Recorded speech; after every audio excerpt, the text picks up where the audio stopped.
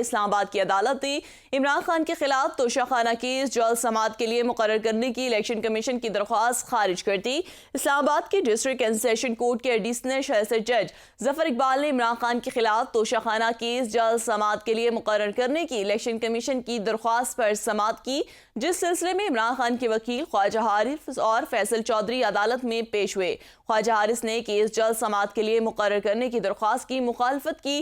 عدالت نے وکلاء کی دلائل سننے کے بعد فیصلہ محفوظ کر لیا اور کہا کہ فیصلہ 10 منٹ میں سنایا جائے گا۔ عدالت نے کچھ دیر بعد فیصلہ سناتے ہوئے الیکشن کمیشن کی توشہ خانہ کیس جلد سماعت کے لیے مقرر کرنے کی درخواست کو خارج کر دیا۔ آپ کو اپڈیٹ کر رہے ہیں توشہ خانہ کیس کے حوالے سے۔ عمران خان کے خلاف توشہ خانہ کیس جلد سماعت کے لیے مقرر کرنے کی درخواست خارج۔ کیس کی مزید سماعت 29 اپریل کو ہوگی۔ جلد سماعت مقرر کرنے کی درخواست پر کیا کہتے ہیں جج نے استفسار کیا۔ عمران خان کے وکیل نے کہا، الیکشن کمیشن کی مرضی سے 29 اپریل کی تاریخ لی، ہم تو 2 دن کی تاریخ مانگ رہے تھے، 1 ماہ کی تاریخ نہیں مانگی تھی۔ وکیل الیکشن کمیشن نے جس پر جواب دیا۔